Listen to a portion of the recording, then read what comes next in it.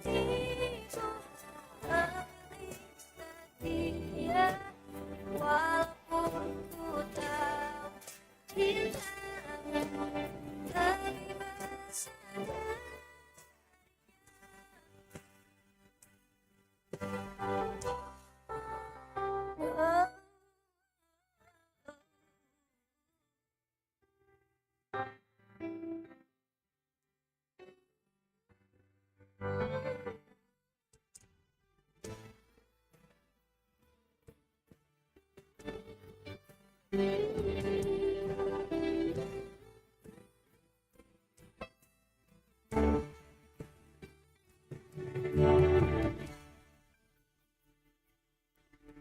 Seribu kali logikaku untuk menolak, tapi ku tak bisa bohongi hati kecilku.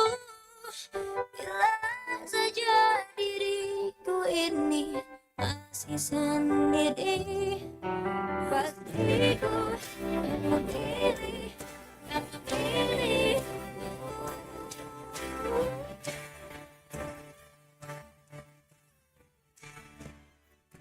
Inilah tulus doa sebelum cintamu semakin dalam. Akan diriku memilih setia, walaupun ku tahu cintamu, oh, walaupun ku tahu cintamu lebih besar.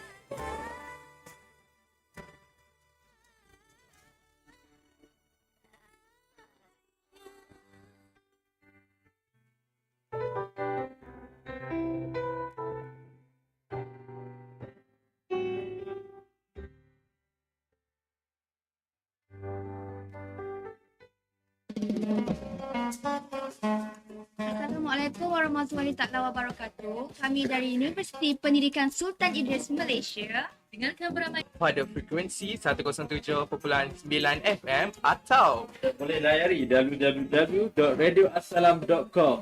atau Radio Getah Madu milik kita semua.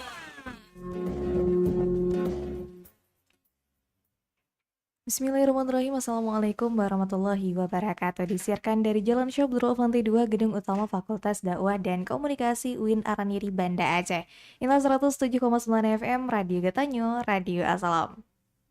Selamat pagi menjelang siang sahabat Assalam dimanapun sahabat Assalam berada. Senang sekali bersama saya Yunia akan menemani Anda hingga tuntas nanti pukul 11 siang waktu Indonesia Barat sahabat Assalam dalam program Jaro sahabat Assalam yang bekerja sama dengan program studi Magister Komunikasi dan Penyiaran Islam UIN Araniri, Banda Aceh. Dan hari ini sahabat Assalam ya, di 29 Januari 2025 ini dalam program Jaro kita sudah berhadir Bapak Safriandi. Assalamualaikum Bapak. Waalaikumsalam warahmatullahi wabarakatuh. Ya, bagaimana Pak kabarnya hari ini? Alhamdulillah baik, sehat. Alhamdulillah. Nanti kita akan bahas bersama Pak mengenai tema kita yang sangat menarik tentunya pada hari ini, yakni pemenuhan hak korban konflik Aceh ya Pak. Nah Sobat Assalam, Bapak Safriandi ini merupakan Ketua KKR ya Pak ya di Aceh. Ketua Pokda, komisioner tepatnya. Komisioner Pokda di Aceh. Nah bagi sahabat Assalam yang punya pertanyaan mengenai tema kita pada hari ini bisa bertanya langsung via Instagram kami ya di @radioassalam nih sahabat Assalam. Dan juga kami akan menjawab pertanyaan dari sahabat Assalam yang sudah kami himpun dari tadi malam. Oleh karenanya sahabat Assalam tentu stay tune terus di 107,9 FM atau via streaming kita di www.radioassalam.com. Radio Getanyo, Radio Assalam.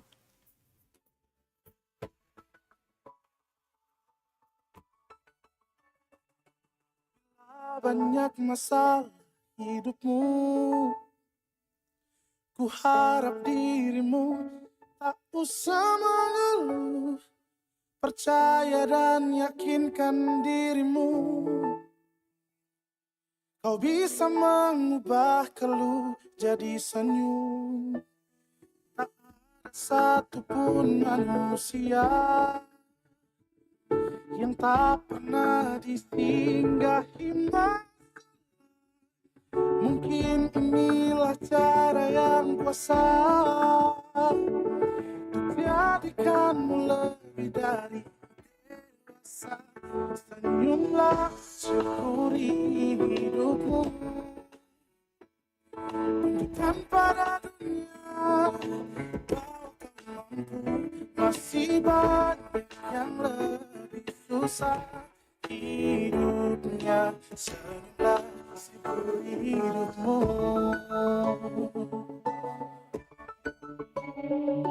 Woo.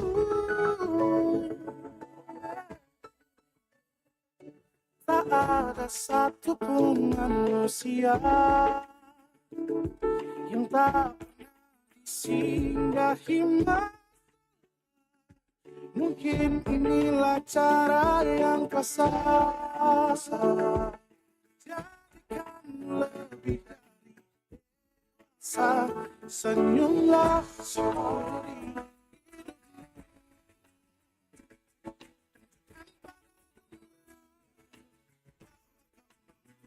masih banyak yang lebih susah hidupnya.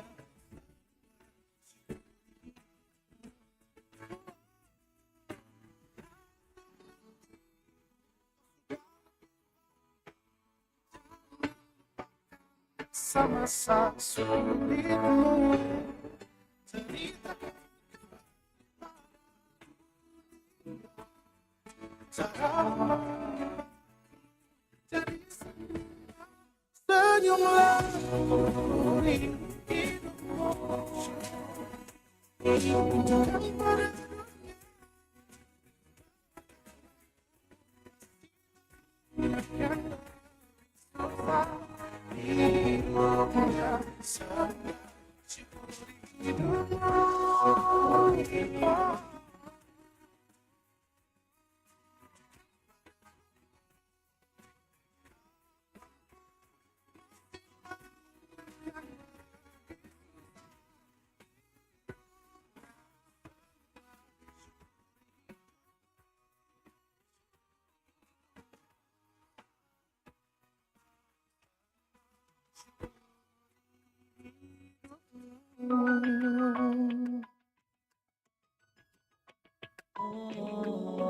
Assalamualaikum warahmatullahi wabarakatuh. Saya Ustaz Abdul Somad mengajak sahabat-sahabat khususnya di Banda Aceh dan di seluruh Indonesia. Mari kita dengarkan Radio Assalam 107,9 FM. Nikmati, peroleh kebaikan, hidayah bersama kita. Terima kasih. Assalamualaikum warahmatullahi wabarakatuh.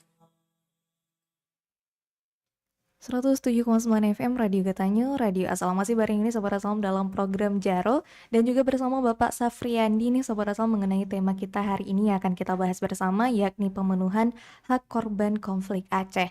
Nah Bapak, kira-kira kenapa sih Pak tema mengenai pemenuhan hak korban konflik Aceh ini urgent untuk kita bahas nih Pak?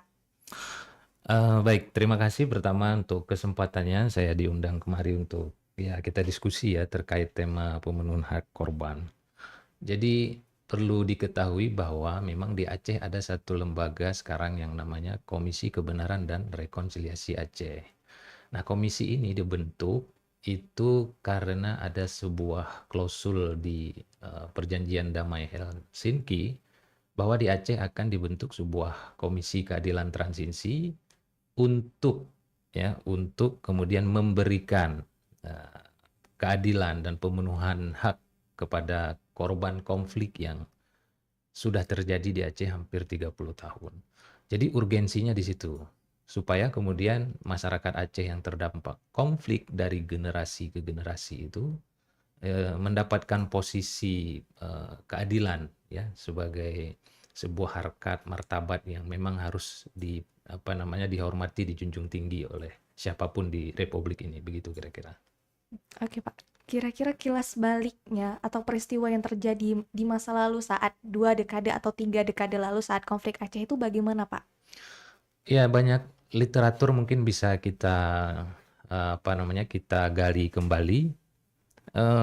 Aceh ini kan hampir 30 tahun. Mungkin dari tahun kita mulai sajalah kita coba flashback di masa kolonial ya, 18 sampai dengan 19. Aceh berhasil melakukan perlawanan terhadap kolonialisme Belanda. Eh, Pahlawannya juga silih berganti mulai dari Santiro, Cut Nyadin, ya, Cut Mutia dan pejuang-pejuang heroik lainnya. Dan itu terus terjadi. Kemudian di tahun 1950 setelah kemerdekaan tepatnya, Aceh itu kembali bergolak tuh. Ya, kembali bergolak persoalannya karena persoalan Aceh waktu itu kan minta dijadikan sebuah provinsi. Waktu itu kan permintaannya itu gabung dengan Jogja waktu itu kan. Tapi eh, apa Soekarno dan Hatta justru tidak menyetujuinya, ya, sehingga waktu itu ketika ada proses pelantikan gubernur tidak ada satu delegasi pun dari pemerintah Indonesia yang hadir. Maka dari itu kemudian merasa bahwa waktu itu Daud Bereih, ya, tokohnya, mungkin teman-teman masih ingat, Daud Bereih tokohnya merasa bahwa ini sebuah pengkhianatan terhadap Aceh begitu. Aceh kan banyak sumbangsihnya ya untuk kemerdekaan Republik Indonesia, mungkin teman-teman semua juga tahu. Nah, atas dasar itu kemudian Daud Bereih mungkin dalam literasi yang kita temukan memilih melakukan perlawanan dengan bergabung dengan pasukan DITII waktu itu, yang dipimpin oleh Kartosuwiryo di Jawa Barat. Ya, jadi Daud Bereih ini sebagai tokoh yang merasa waktu itu Indonesia tidak memberikan perlakuan yang baik terhadap Aceh, kemudian melakukan perlawanan dan dibalas represif waktu itu oleh pemerintahan Soekarno, sehingga upaya mediasi dilakukan oleh pemerintahan Soekarno waktu itu tidak berhasil dan pertempuran pun kan terjadi, ada korbannya. Namun kemudian dialog itu akhirnya menemukan jalannya ketika pemerintahan Indonesia memberikan hak keistimewaan kepada Aceh. Ya kan, akhirnya Daud Bereih dengan pasukannya turun gunung, ya kan, bersedia untuk berdamai dan mendapatkan hak keistimewaan dari Aceh. Tapi selang dari situ sekitar 10 tahun setelah kejadian itu muncul pemerintahan Orde Baru kan. Mungkin teman-teman pernah dengar pemerintahan Orde Baru, waktu itu presidennya Bapak Haji Muhammad Soeharto. Nah, apa yang dilakukan oleh pemerintahan Orde Baru adalah merampas dalam tanda kutip adalah hak-hak yang dimiliki oleh orang Aceh. Baik itu dari segi kekayaan buminya, hutannya, dan ini menjadi hak investor asing waktu itu. Itulah yang membuat kemudian Santiro ya diam-diam kembali ke Aceh waktu itu, ya, mengetahui persoalan di negerinya dan melakukan konsolidasi dengan para ulama cendekiawan di Aceh, sehingga di tahun 1976 ya Santiro kemudian melakukan sebuah deklarasi perlawanan yang kita dengar dengan Gerakan Aceh Merdeka, Titiro. Itulah kemudian keberlanjutan dari pergolakan di Aceh. Jadi dari masa 95, mungkin apakah kalian sudah ada waktu itu, saya nggak tahu. Dari 1976-2005 itu banyak sekali peristiwa-peristiwa pelanggaran HAM yang terjadi. Yang paling tercatat itu adalah peristiwa namanya daerah operasi militer, ya, 1989 sampai dengan 1998. Itu hampir 10 tahun, ya. Jadi tindakan represif yang dilakukan oleh pemerintahan Indonesia terhadap Aceh, karena Aceh melakukan perlawanan ingin pisah waktu itu dari negara Republik Indonesia, dan terjadi banyak sekali pertumpahan darah dan korban dari masyarakat sipil juga luar biasa. Catatan dari Amnesty International itu hampir sampai dengan 150 ribuan sampai ke atas lah gitu. Jadi cukup banyak korban yang terjadi. Namun di fase DOM itu, ya, Soeharto berakhir di 98, dilanjutkan oleh Megawati kan. Nah, di masa Presiden Megawati ada lagi nih darurat militer istilahnya namanya. Darurat militer diberlakukan penurunan pasukan itu paling besar waktu itu. Sekitar berapa ya? Sekitar 130.000 juga diturunkan ke Aceh personel TNI dan juga Polri. Sehingga masyarakat Aceh kembali jadi korban, terutama masyarakat sipil gitu. Nah, selang waktu di tahun 2024 status DOM dicabut dan berubah menjadi darurat sipil. Darurat militer berubah menjadi darurat sipil. Nah, di darurat sipil itu pun banyak juga terjadi korban, padahal nggak ada lagi pertempuran kan antara pasukan Gerakan Aceh Merdeka dan TNI Polri yang dikirimkan dari Jakarta begitu. Jadi ini sejarah panjang ya, kolonialisme 18 tahun 1800 sampai 1900, lanjut ke pergerakan yang dilakukan oleh Daud Bereh karena juga kecewa dengan sikap kebijakan dari Soekarno. Lanjut lagi setelah itu oleh Hasan Tiro karena juga merasa Aceh setelah diberikan kedamaian tapi buminya digerus gitu. Ya kan, salah satu contohnya mungkin di Aceh Utara di Usmawi ya, PT Arun ya. Nah, itu menjadi perlawanan. Nah, perlawanan panjang itu kan korbannya itu luar biasa. Hampir berapa generasi itu? 30 tahun. Mungkin kalian tidak merasakan tapi cerita itu kan sampai sekarang.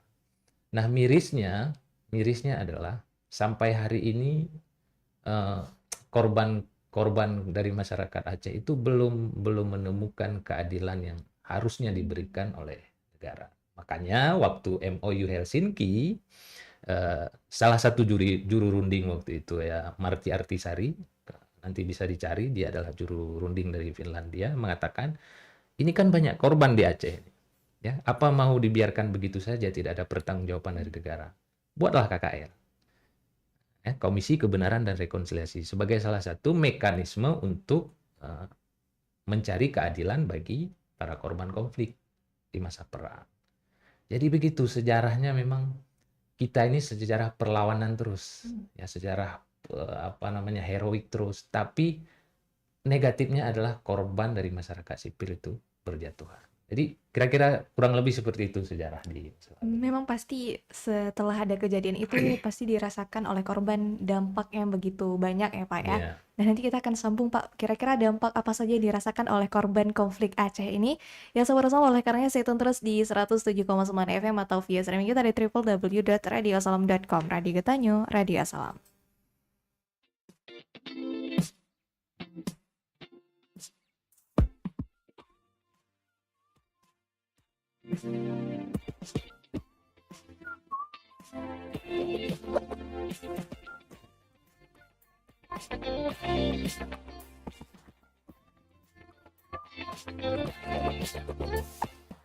Di hari dimana mimpi bukan lagi angan-angan, baru bersih tinggi dan seputih awan-awan. Tulus baru bahwa kau mampu jadi yang terdepan, menatap pintu kemenangan, langit beranjak sama para pemenang. Kau taklukkan semua tantangan, jiwamu yang baru kini bertatap tapi cepat dari yang kau bayangkan, namunlah kemenangan. Kau tapi dirimu transformasimu, kau jiwa yang baru para pemenang. Langit semangat, kau taklukkan semua tantangan, jiwamu yang baru kini bertatap cari yang kau bayangkan, lagi beranjak kau taklukkan semua tantangan, jiwamu yang baru kini bertatap jauh dari yang kau bayangkan, semua kemenangan. Na na na na. Yeah, if the world is bringing you down and it's making you frown,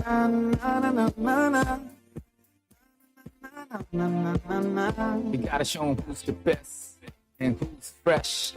If the world's bringing you down, making you frown, you ain't gotta be down because you're bringing it round, making you sound. Gotta show 'em who's the best, who's fresh. You wanna know the aim of success, yeah. Gotta stand up tall and be a winner. Gotta find yourself to be stronger. You should belong. You're a star. You're a champion. Yeah.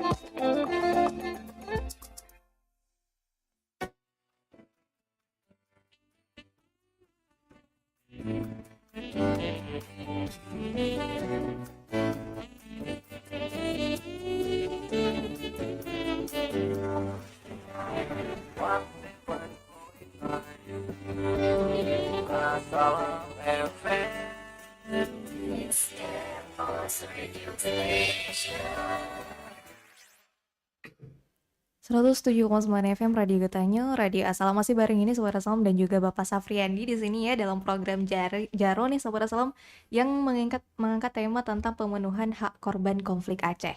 Nah tadi kita sudah membahas kilas balik peristiwa tentang konflik Aceh beberapa tahun lalu nih Pak, dan pastinya korban sangat merasakan hingga saat ini pun mungkin korban masih merasakan dampak dari konflik Aceh ini Pak. Kira-kira dampak apa saja yang dirasakan oleh para korban ini dan apa dampaknya untuk kedepannya Pak? Oke, saya ingin sambung sedikit terbentuknya KKR Aceh ya sebagai proses mencari keadilan transisi. Jadi di KKR Aceh itu di pasal 3 di kanunnya disebutkan ada 3 mandat yang diberikan kepada KKR Aceh. Yang pertama adalah pengungkapan kebenaran. Ini yang dimaksud dengan turun ke korban ya, bagi korban konflik yang bersedia yang masih hidup dimintai keterangan bagaimana dulu terjadi pelanggaran HAM, apakah penyiksaan, pembunuhan, itu dimintai keterangan secara mendalam. Ya kita diwawancara lah secara khusus dan tertutup begitu. Itu namanya proses pengungkapan kebenaran. Kemudian setelah proses pengungkapan ada namanya fasilitasi rekonsiliasi. Ini adalah bagi para korban yang secara komunitas ya di kampung atau di mana merasa bahwa hari ini belum baik-baik saja hubungannya dengan masyarakat sekitar. Dan ini bisa difasilitasi oleh KKR. Yang ketiga adalah pemenuhan hak tadi atau istilah di kanun itu reparasi, ya perbaikan keadaan semula. Jadi dari proses pengungkapan kebenaran itu ya, kemudian KKR Aceh menyusun sebuah laporan temuan namanya. Ya, dan itu memang mekanisme yang banyak dilakukan, praktek yang banyak dilakukan di berbagai negara yang punya KKR. Nah, sebagai informasi nih, di Indonesia KKR satu-satunya cuma ada di Aceh sekarang. Jadi kalau mau bicara KKR di Indonesia di mana? Di Aceh. Karena KKR nasional sudah dibubarkan tahun 2004. Ya, sudah di judicial review. Jadi praktis sekarang hanya ada di KKR Aceh. Jadi banyak sekali orang dari berbagai negara belajar ke Aceh tentang bagaimana proses pemenuhan hak bagi korban konflik ini. Nah, pertanyaannya ini kan dampak. Nah, di laporan temuan itu ya ditemukan bahwa banyak sekali jenis-jenis pelanggaran yang dilakukan. Secara garis besar ada 4. Pertama pembunuhan, ya, penyiksaan, penghilangan paksa, dan kekerasan seksual. Itu 4 klaster yang paling banyak sekali tindakan yang dilakukan oleh militer Indonesia pada waktu itu. Jadi di laporan temuan itu dampak yang paling banyak muncul juga ada 3. Pertama dampak psikologis, yang kedua dampak ekonomi, dan yang ketiga dampak sosial.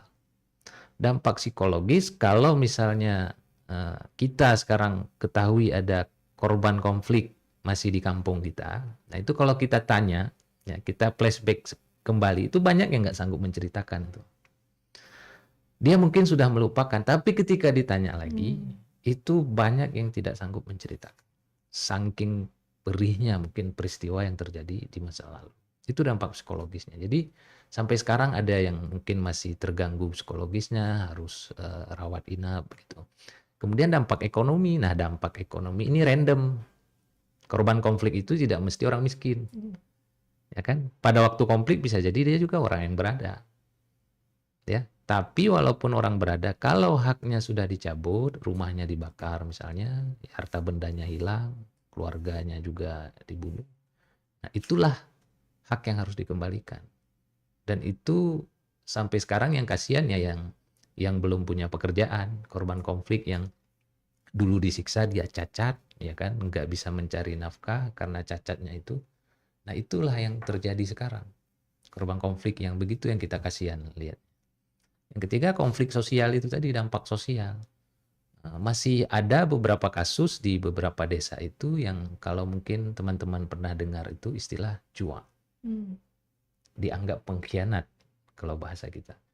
Itu ada di satu desa misalnya gitu, ya kan, si A dituduh cuak karena memberikan informasi, dia menjadi informan kepada pihak militer, sehingga orang kampung menganggap itu nggak bisa pakai cuak. Padahal itu belum tentu. Padahal itu belum tentu begitu kejadiannya. Tapi ada. Nah, itu diantara dampak sosialnya. Jadi masih ada beberapa titik lokasi yang kita temukan ya oleh komisi, hubungan sosial di antara masyarakat itu belum sepenuhnya pulih. Walaupun dalam kehidupan sehari biasa aja. Tapi sama-sama tahu masing mereka gitu, menyimpan itu, tidak mengungkapkannya ke publik. Itu dia 3 dampak yang paling banyak komisi temukan. Mengenai hak nih Pak, nah apa saja sih Pak hak-hak dasar yang kira-kira ini emang harus dipenuhi oleh pemerintah itu sendiri Pak? Ya, bicara hak itu kan bicara terminologi HAM ya. HAM itu kan hak asasi manusia, dia hak kodrati, dia memang gift, pemberian Tuhan, ya, pemberian Allah kepada kita. Tidak ada satu individu pun di dunia ini yang berhak mencabut itu. Dalam kejadian konflik di Aceh itu terjadi. Jadi kalau ditanya hak-hak dasar apa saja, ya ketika konflik, hak apa yang sudah direnggut dari mereka? Hak pendidikan misalnya, nggak bisa sekolah, itu wajib negara untuk kemudian melakukan pemenuhan terhadap itu. Hak apa lagi misalnya? Hak hidup, dibunuh misalnya, itu wajib negara bertanggung jawab. Hak sosial misalnya, ya, hak politik, itu kan hak-hak dasar semua itu. Ya, hak menjadi pemimpin misalnya, itu bisa. Tapi karena konflik banyak mungkin framing, dia nggak bisa pakai teroris atau. Nah, hal-hal begitu negara wajib, dan KKR Aceh melalui laporan temuannya sudah menyampaikan itu kepada DPR Aceh dalam sebuah dokumen resmi.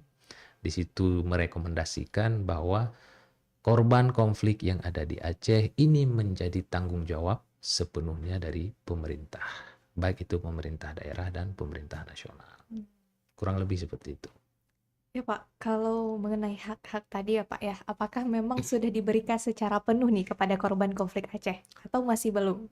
Iya, sampai hari ini itu masih jadi problem besar ya di Aceh.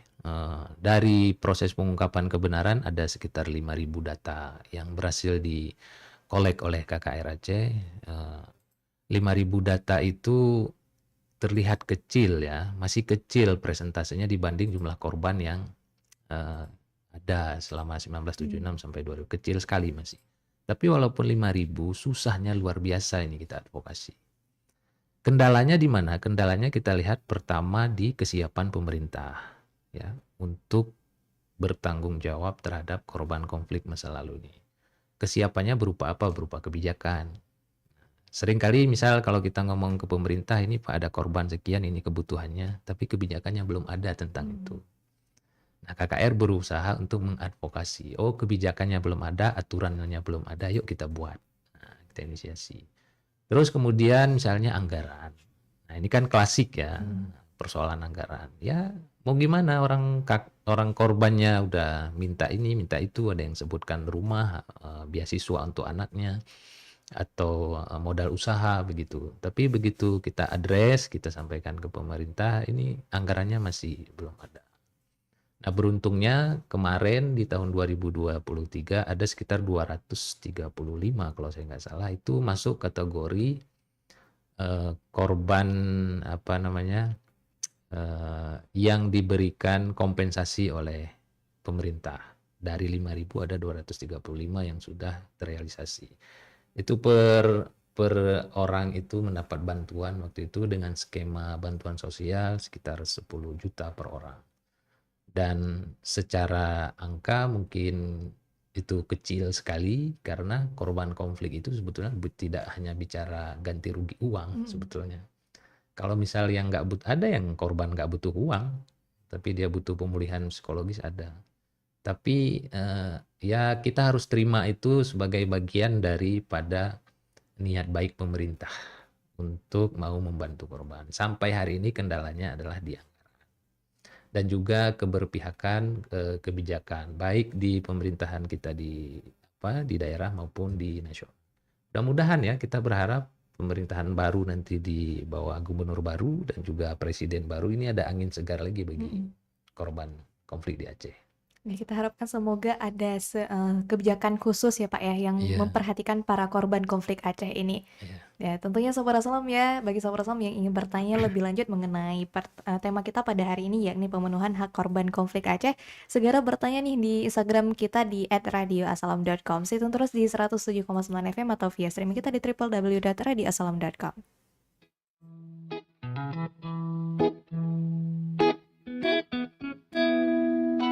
Mata pernah melihat, telinga pernah mendengar, badan pernah merasa, terekam jelas, seakan terjadi baru saja. Siapakah yang salah? Siapa yang tanggung jawab? Waktu terus berjalan, terasa salah karena ada yang belum selesai. Aku sudah tahu, masih teringat semua yang terjadi kemarin. Jadikanku yang hari ini. Aku sudah tak benci, balas nyatanya merugi. Terdengar tidaknya kata maaf, dada lapang terima semua. Akan ada masa depan bagi semua yang bertahan. Duniaku pernah hancur, rangkai lagi satu-satu.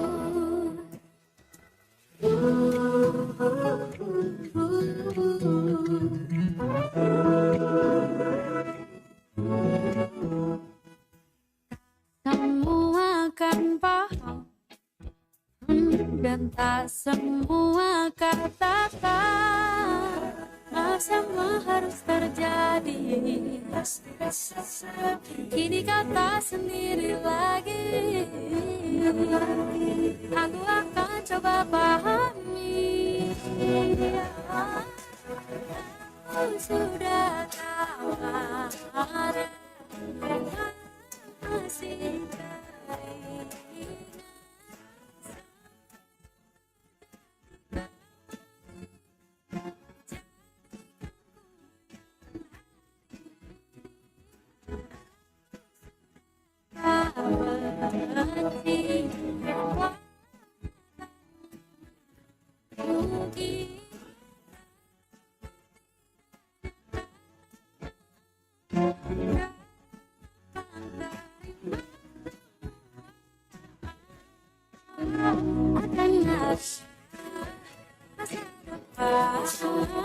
Bagi semua yang bertahan duniaku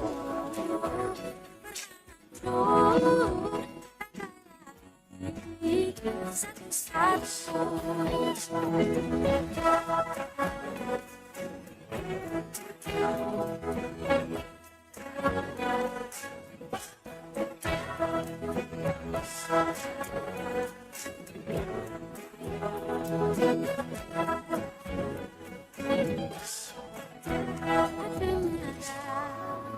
Masa depan bagi semua yang bertahan berlanjut lagi satu-satu.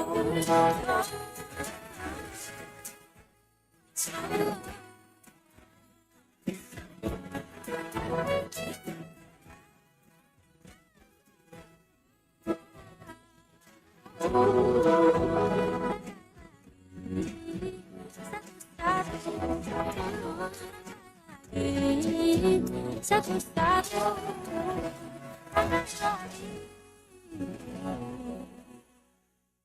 Satu-satu.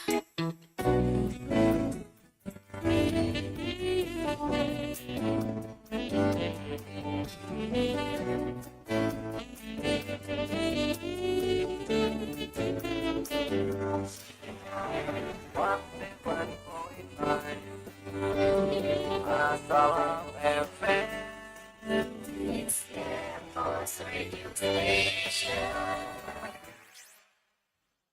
107,9 FM Radio Gatanyo, Radio Asal. Masih bareng ini Sobat Asalam dan juga Bapak Safriyandi nih dalam program Jaro yang bekerja sama dengan program studi Magister Komunikasi dan Penyiaran Islam UIN Araniri Banda Aceh.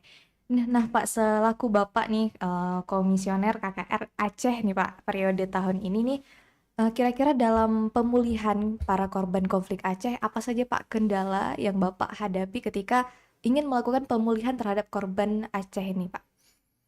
Ya, secara personal ya banyak juga masih korban konflik itu yang berinisiatif datang ke kantor sebetulnya. Dan rata-rata memang kalau bisa kita amati memang secara psikologis juga masih butuh terapi gitu ya, masih butuh penanganan. Kalau bicara pemulihan secara menyeluruh, praktis hari ini KKR Aceh hanya bisa menyampaikan itu kepada pemerintah. Karena kan fungsi KKR ini dia sebagai apa istilahnya orang yang mencari informasi di lapangan ya, mengumpulkan data peristiwa, motif dan lain sebagainya, dan itu dijadikan sebuah laporan dan produk akhirnya itu adalah rekomendasi. Jadi KKR tidak bisa berbuat banyak secara mandat begitu. Begitu ketemu datanya, apa jenis kekerasannya, bagaimana sekarang situasinya, itu kita serahkan semua kepada pemerintah. Agar pemerintah kemudian memberikan sebuah strategi penanganan yang tepat bagi korban ini. Tapi pemerintah pun memang banyak yang tidak tahu banyak tentang korban, maka kita terus mendampingi gitu. Sebagai tanggung jawab moral kita bahwa ini si A, si B butuh ini, si C butuh ini gitu. Kebutuhannya itu ya beragam seperti yang saya sebutkan sebelumnya, ada yang butuh memang pemulihan psikologis ya, itu perlu mungkin ke psikolog gitu kan. Ada yang butuh apa namanya modal usaha, nah itu juga bagian daripada pemulihan. Ada yang butuh beasiswa pendidikan bagi anak-anaknya yang masih tinggal sampai hari ini, itu juga kita dampingi. Dan upaya itu kami lakukan seiring dengan juga proses pengungkapan kebenaran yang sampai hari ini masih dilakukan oleh KKR Aceh. Jadi di tahun ini kurang lebih ada sekitar 1.500 data lagi yang kita kumpulkan dari 14 kabupaten kota gitu. Kalau dari data yang sudah dikumpulkan oleh KKR, Pak, kira-kira daerah mana yang terbanyak para konflik dari Aceh ini, Pak, korban konflik Aceh? Ya, sebarannya 14 kabupaten kota itu titik-titik yang paling banyak itu terdata misalnya dari Aceh Timur ya, Aceh Utara, PD Jaya. Itu adalah kabupaten-kabupaten yang memang secara sebaran penduduk juga banyak dan secara tindakan kekerasan juga banyak terjadi. Jadi itulah sebaran wilayah yang hari ini yang apa namanya yang kita temukan di KKR. Mungkin secara data apa namanya data pastinya itu ada sekitar 10.000 ya, 10.000 tindakan. Itu yang kekerasan saja itu. Kemudian di Masadom ada 1.700 tindakan, ya. Kemudian di periode operasi, kan di Masadom itu ada operasi-operasi termasuk operasi Sandi. Di operasi Sandi itu pun ada 4.364 tindakan. Yang lokasi wilayahnya itu yang saya sebutkan tadi, Aceh Timur, Aceh Utara, Aceh PD Jaya. Itu daerah-daerah yang sampai hari ini belum selesai kita data. Masih kecil sekali prosentasenya dan kendala kita lagi-lagi di anggaran. Jadi KKR berjalan tanpa dukungan anggaran yang optimal dari pemerintah dan itu menjadi problem terbesar hari ini.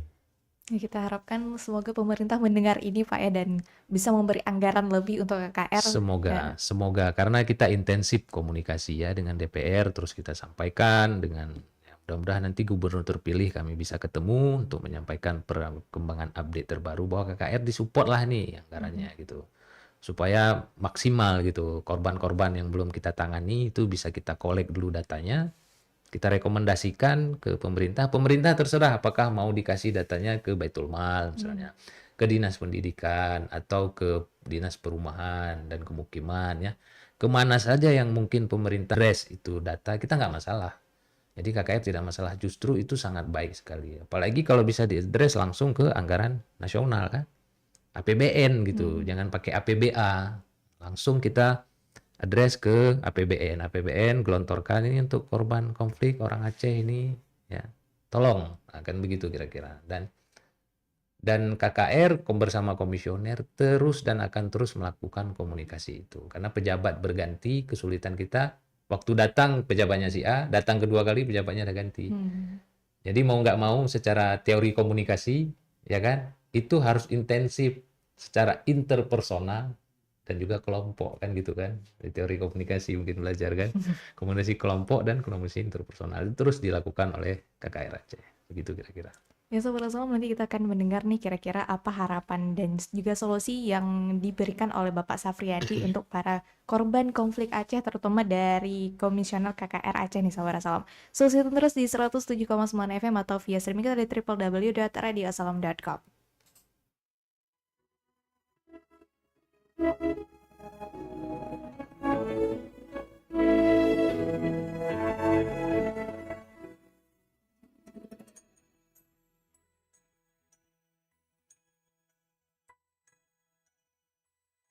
Alun sebuah simfoni, kata hati disadari, merasuk sukma kabuku, dalam hati ada satu, manis lembut bisikanmu,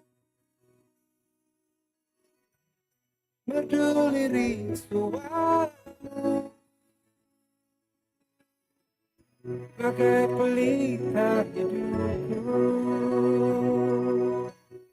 Berkilauan bintang malam, semilir angin pun sejuk, seakan hidup mendasar. Dapat ku tempuh denganmu, berpadunya dua insan, simfoni dan keindahan, melahirkan kedamaian.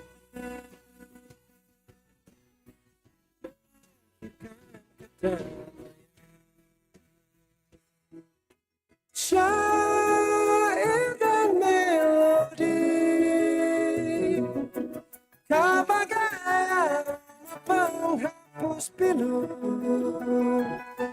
gelap di hati, bak mentari kau sejukkan hatiku.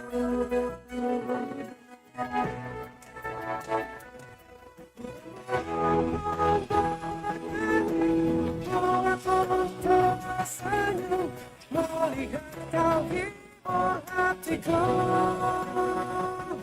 hatiku mendengar kembali terhibur simfoni, pasti hidupku kan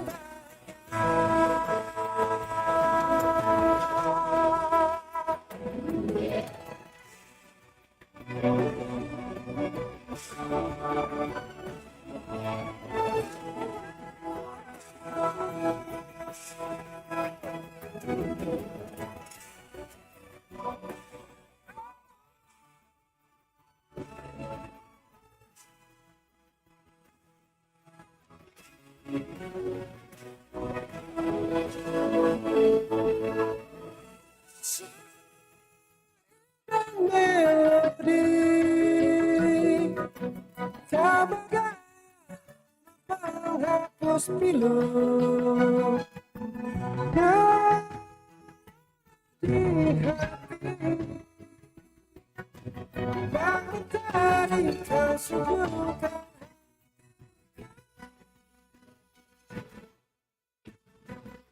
Buru-buru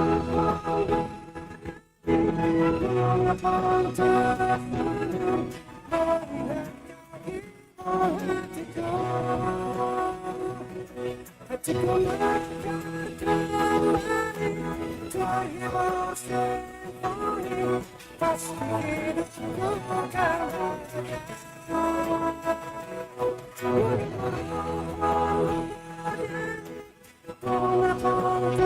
tersenyum melihat kau hatiku,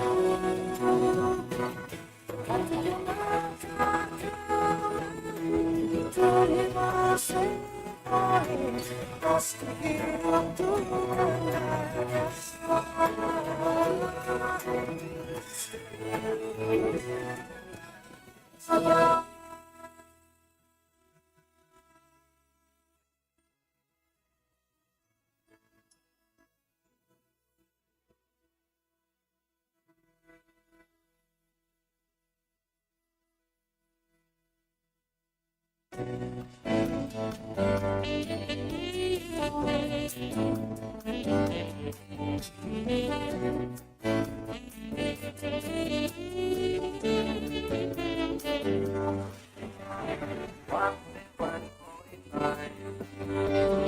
Assalam FM.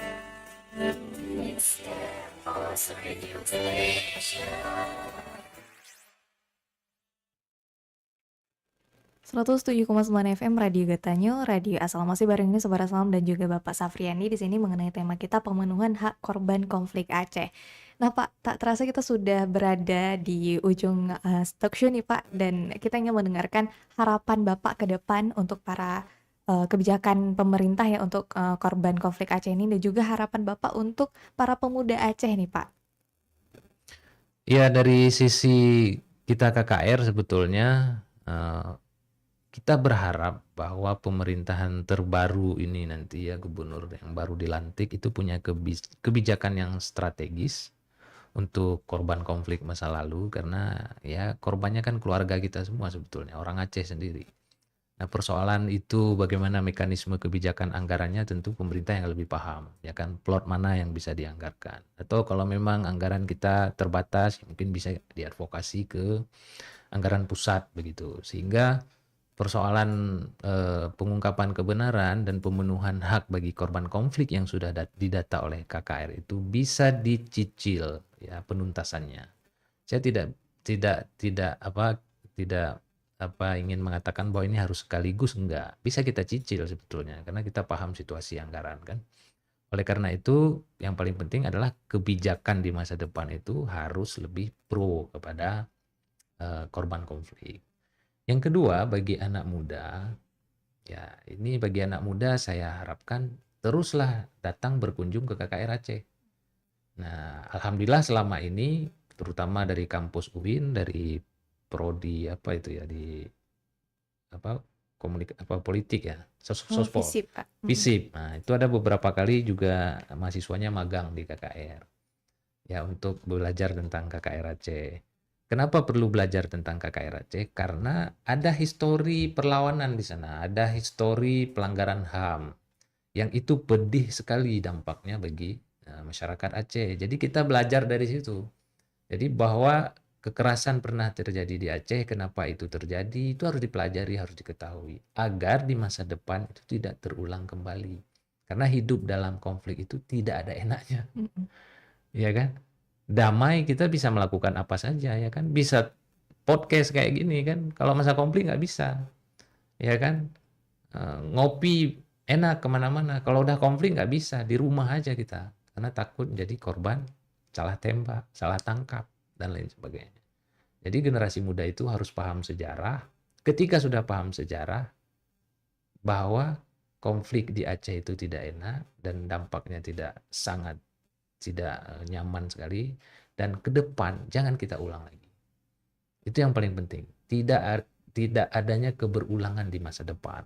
Jadi tugas anak muda sekarang adalah generasi muda merawat perdamaian itu. Itu tugas yang paling berat. Karena benihnya kita sudah ada. Ya kan? Ibarat sekam, bara apinya udah ada tuh. Kalau ada yang niat jahat mau percik lagi, terbakar lagi.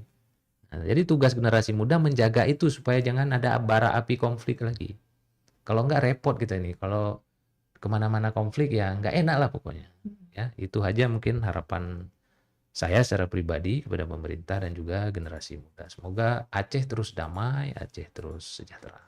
Ya, kalau kata orang jas merah, Pak ya. Jangan sekali-kali melupakan Jangan sejarah. lupa sejarah. Dari Ya. sejarah kita belajar, akhirnya tidak terulang kembali konflik yang telah terjadi 3 dekade lalu, Pak ya. Betul sekali. Jangan terulang kembali. Ya, semoga tidak terulang kembali. Iya. Nauzubillah. Alhamdulillah. Ya, sahabat Rasulullah, terima kasih telah mendengarkan kami di 107,9 FM atau sahabat Rasulullah yang sudah mendengarkan melalui streaming kita di www.radioassalam.com. Terima kasih banyak kami ucapkan juga kepada Bapak Safriandi yang telah Terima kasih. menjawab ya pertanyaan-pertanyaan dari tadi yang sudah kami himpun, Bapak. Dan juga semoga ini bukan perjumpaan kita yang terakhir, Bapak. Semoga ya, nanti ada topik-topik lain lagi yang mungkin bisa kita Iya. bahas di sini ya. Iya. Nanti kami tunggu Pak pertemuan berikutnya. Siap, insya Allah. Terima kasih semua rekan-rekan sudah mengundang saya. Iya, Pak. Ya, sahabat Assalam, terima kasih juga atas setianya mendengar Radio Assalam. Akhirnya ini harus pamit undur diri dari ruang dengar Anda. Alhamdulillahirrabbilalamin. Wassalamualaikum warahmatullahi wabarakatuh.